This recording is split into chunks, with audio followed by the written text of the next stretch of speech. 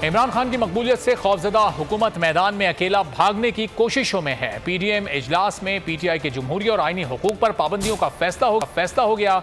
इमरान खान की नाअहली के लिए रेफरेंस दायर होगा। तहरीक इंसाफ के खिलाफ कानूनी कार्रवाई की सिफारिशात पर मुशावरत हुई। रेफरेंस दायर करने के लिए काबीना से मंजूरी ली जाएगी।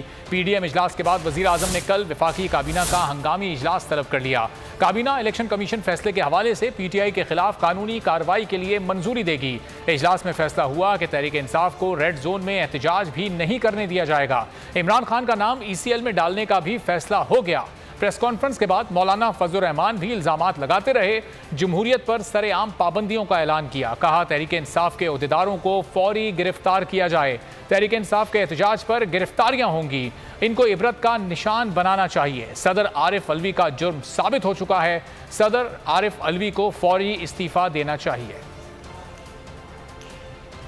कि अब इस वक्त मसला स्टेट की बका का है, रियासत की बका का है, और रियासत की बका के लिए रियासत के दिफा के तमाम जिम्मेदारान और सरजमीन वतन के दिफा के जज्बे से सरशार उन तमाम इदारों, तमाम क़ुव्वतों और तमाम तंजीमों को एक जान होकर इस मुल्क को बचाने की फ़िक्र करनी चाहिए। सब चीज़ों से हमें बालातर हो जाना चाहिए और एक सफ़ में खड़े होकर हम अपने मुल्क का दिफा करें, मुल्क की बका की जंग लड़ें और इस किस्म के जराइम पेशा तबकों को मुल्क की सियासत से उखाड़ बाहर फेंके।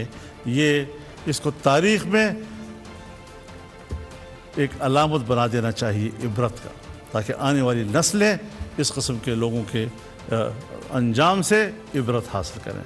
हम ये समझते हैं क्या सेक्रेटरी जनरल हों, डॉक्टर आरिफ अलवी हों, ये सब कुछ उन्हीं की इजाज़त से हुआ है और ये सब लोग इस जुर्म के मुर्तकिब हैं।